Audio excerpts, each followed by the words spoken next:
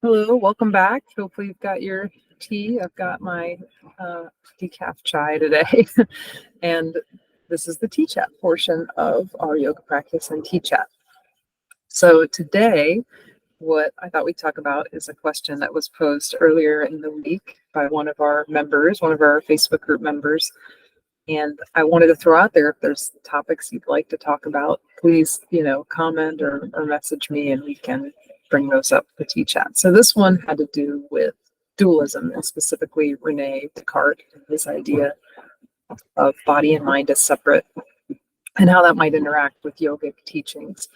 And I have to admit, I'm not super familiar with Rene Descartes. I know his famous axiom, I think, therefore I am. And typically I tend to think that's a flawed analysis from a yogic perspective, because it should be I am, therefore I think.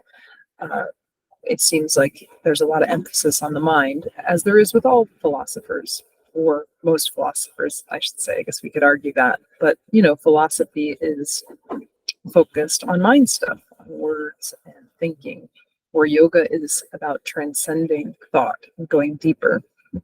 So a question that often comes up, or sometimes a criticism of the Yoga Sutras or even the Bhagavad Gita, is that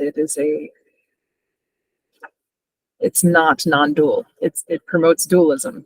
And I would tend to disagree with that. I don't think that the sutras, and definitely not the Bhagavad Gita, promote dualism. In Hindu philosophy, there's the non-dual school of thought, like Advaita, Vedanta, and some famous teachers like Ramana Maharshi and Nisargadatta Maharaj, even Robert Adams and other teachers who promote this idea that there's only one, that there's the self, and that everything else is Maya or illusion. And the Bhagavad Gita agrees with that. Now, in the Bhagavad Gita, Krishna often talks about devotion or worship, and that seems to be dual, right? We're worshiping God or Krishna as other than ourselves. But the reason that we do that is because of our human tendency in this material reality. We are sort of stuck in this world of opposites, where we like certain things and dislike others. They call it attraction and aversion. Good and bad, divine and diabolical. This whole world, this whole material reality is a world of opposites. And that's the illusion, because at our core, we know that there's only one.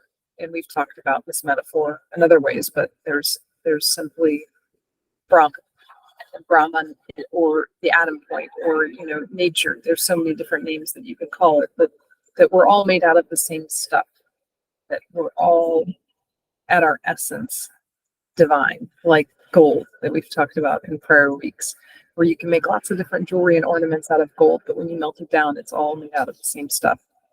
And this idea that we're really all one, that at our essence we're all the same, isn't something that has to be philosophically believed with the mind. It's something that can be experienced. So Descartes could talk all around it and never realize it, because the only way to really realize it is to be calm and quiet and go inward and see it and to experience it for yourself.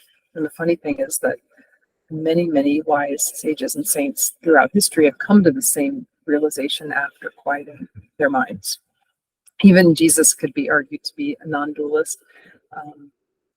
Even though Jesus promoted worship of God the Father, ultimately Jesus said that the Father and He are one. He said, I am in my Father, you are in me, and I am in you. That was in John 14:20, I believe. And he said something similar in Luke 17, the kingdom of heaven is within you. In other words, this thing to be worshipped outside of ourselves, this duality, us and God, it's something that exists as part of us, it's inside of us. But while we're in this material reality, it's seen as separate. So because that's our human nature, to see things as dual, as good and bad, right and wrong, etc., and to worship God or worship anything as outside of ourselves, we can sort of use that natural tendency to help bring us into unity, which is non-duality. And we do that by worshiping God as other, whatever form of God makes sense to you. The Yoga Sutras say, they call it Ishvara, and that can be whatever personal aspect of the divine resonates with you. And the Yoga Sutras also say that you should worship in accordance with your religious heritage. So if you're Catholic, or any form of Christianity, or Muslim, or Jewish, or Buddhist, whatever your religious heritage, you're not supposed to, throw that away and switch. You can use that to help you realize oneness through duality by worshiping Ishvara, whatever that form may be to you. For some, maybe it's Jesus, or Moses, or Muhammad, or the Divine Mother, or nature, but whatever it is, Krishna, Kali, throw some others out there, that is your object of devotion. And through the one-pointed devotion, in other words, putting all your thoughts to that divine concept that makes sense for you, you can then realize unity, because ultimately you realize that what you're worshiping is you, and they merge into one. Ramakrishna was a famous yogi who worshipped Kali, the Divine Mother, and even he had this amazing devotional relationship with Kali, where she would appear to him and he would have visions of her, but toward the end, even he realized that he had to let that go in a way, and he realized Kali within, that he was Kali, and we all are that.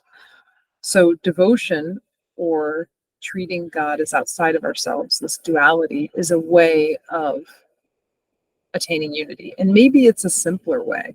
The Bhagavad Gita talks about, different paths leading to the same place. And it does compare sort of the jnana yoga path of just quieting the mind and realizing all is one, formless, worshiping the formless sort of, or even the word worship is sort of not correct there, but there's a way to go through the mind to realize unity. That's kind of like a Zen Buddhist philosophy too. But there's also this bhakti yoga philosophy. If we're comparing jnana, the yoga of wisdom, versus bhakti, the yoga of devotion, they're two different paths, but they both lead to the same place. So if you're more inclined to a heart-centered practice, then it might be difficult to work from the mind down. You might want to work from the heart up. And you do that by worshiping God as other, as outside of yourself, and devoting everything to that form of the divine. Yeah. You've seen your whole life, every action you take, as a sacrifice to that divinity. And then through that practice, slowly, all is coming, you realize that you are that it is you, and that it's not separate from yourself, and that it not only exists in you, but it exists in everything you see all around you, and all is one. So duality in yoga is more of a tool for realizing oneness, and it's a tool that helps align with our human nature, which our human nature is to see things as separate from ourselves. So we can use that sort of human tendency to realize we're not separate. And there's another yogic path, which is to just kind of skip over the devotional part and go straight to the mind and quiet the mind, and working on mental techniques. One really great yoga tool or technique that's used by the non-dual schools is inquiry, where you just ask yourself, who is it that thinks these thoughts? Who am I? Every time a thought appears, you think, to who does this thought come? And that's a way of sort of breaking down the division between yourself and other, and realizing that all is one. So I guess to wrap up, I would say, or I would argue, that yoga really is all about unity, that to separate it into different schools and say that some are dual and some are non-dual is just as mind stuff. It's silly human mind stuff.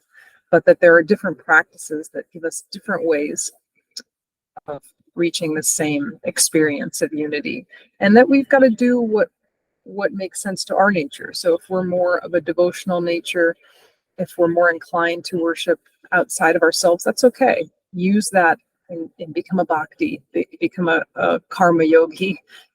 See everything as selfless service. See everything as a sacrifice to the divine. And ultimately, as the Yoga Sutras say, when you practice concentration on the heart, which bhakti is a practice of the heart, it leads to understanding of the mind. And the Dalai Lama says that when you work on the mind, you develop compassion, which is the heart. So it's kind of all the same thing, but two different ways of approaching the same experience, which is to realize that all is one. And so there really isn't duality. Duality is an illusion. So For the little I know about Descartes and his I think, therefore I am, I would say stop thinking, Rene. Rene Descartes, just go into your body, feel, bring yourself into the present moment. Use one of the yogic practices that we use in our yoga practice session. Maybe watch one of our videos and help bring yourself into the present moment and stop thinking. And that will help you to realize that body and mind aren't separate, they're one. And you're also one with everything that you see. So that's my 2 cents on duality today. If you've got other topics you'd love to talk about, let's do it. So send me a message or leave a comment on the Facebook group or on any of the various social media places that you can find me, and we can talk about it next week. Over to you.